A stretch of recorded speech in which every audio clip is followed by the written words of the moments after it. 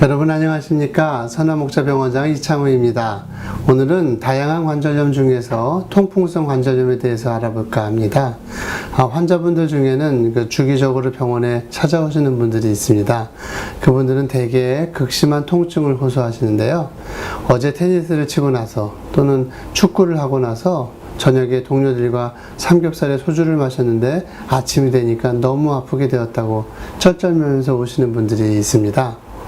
그분들 중에는 엄지발가락이 아픈 경우 또는 발목이 아픈 경우, 팔꿈치가 아픈 경우 있습니다. 그분들이 하시는 말씀을 들어보면 이런 일이 처음은 아닙니다. 여러 번 반복되었죠 라고 하기도 하고요. 바람에 스치기만 해도 굉장히 아파요 라고들 이야기를 합니다. 통증이 하도 심해서 통풍에 붙은 별명 중에는 질병의 왕이다 라고 말을 할 정도로 이렇게 심하게 아픕니다. 통풍은 관절에 요산이 쌓여서 생기는 병입니다. 요산은 우리 몸에 쌓이는 최종 산물입니다. 단백질 성분 중에는 퓨린이라고 하는 유기화합물이 있는데 이 퓨린이 분해되는 과정에서 나오는 최종 산물이 요산입니다. 퓨린은 우리 몸에서 소변으로 빠져나가야 하는데 만들어지는 양이 배출되는 양보다 많아지면 혈중 농도가 짙어지게 되는데 이때 통풍이 나타날 수 있습니다.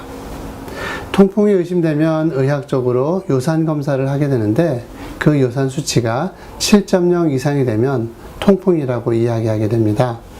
대개의 경우는 40대에 나타나지만 최근에는 젊은 20, 30대에도 생기는 경우들이 많이 있습니다. 때로는 콩팥 기능이 나쁜 경우에도 수치가 올라가고요. 통풍이 반복되는 사람은 군대에서 면제를 받을 수 있을 정도로 심각한 질병입니다. 통풍이 반복되면 발가락이나 팔꿈치, 발목, 무릎 등의 덩어리가 만져지게 되고요. 그 덩어리는 제거하기 전까지는 계속 있게 됩니다. 어떤 분들은 덩어리가 만져지니까 종양인 줄 알고 오는 분들도 있지만 절개를 해보면 분필가루 같은 하얀 가루거나 딱딱하게 덩어리져 있는 것을 보게 됩니다. 엑스레이를 찍어보면 관절의 모양이 파괴되어 있기도 하고요. 하얀 덩어리를 보여주기도 합니다.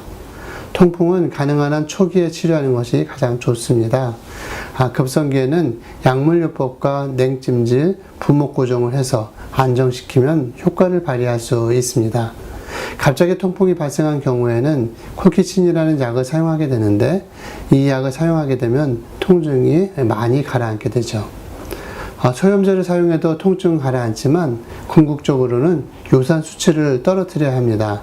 더 이상 진행되는 것을 막기 위해서 알로퓨리놀이라는 약을 사용합니다. 통풍 관절염을 피하기 위해서 주의해야 할 것이 3가지가 있는데요. 첫 번째로는 먹는 것을 주의해야 합니다. 단백질이 많은 육고기나 등푸른 생선은 피해야 합니다. 정어리나 멸치, 간 등 퓨린이 많이 함유된 음식은 삼가해야 합니다. 둘째로는 건강을 잘 유지하는 것이 중요합니다. 건강이 좋지 않거나 밸런스가 깨진 경우에 통풍이 올 수 있기 때문이죠. 셋째로는 피곤할 때 무리한 운동을 하지 말아야 합니다. 또한 통풍 관절염은 가족력을 가질 수 있는 질병입니다. 여자들보다는 주로 남자들에게 많이 나타나는 질병이기 때문에 집안의 형제들이나 자녀들을 같이 검사해 보는 것도 예방 차원에서 중요한 지혜라고 할 수 있습니다.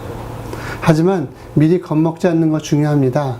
통증이 심한 것이 통풍이고 덩어리가 만들어지면 겁도 나지만 간단한 수술로 제거할 수 있다는 것을 기억하십시오. 정확한 원인 확인, 적절한 치료가 해답입니다. 감사합니다.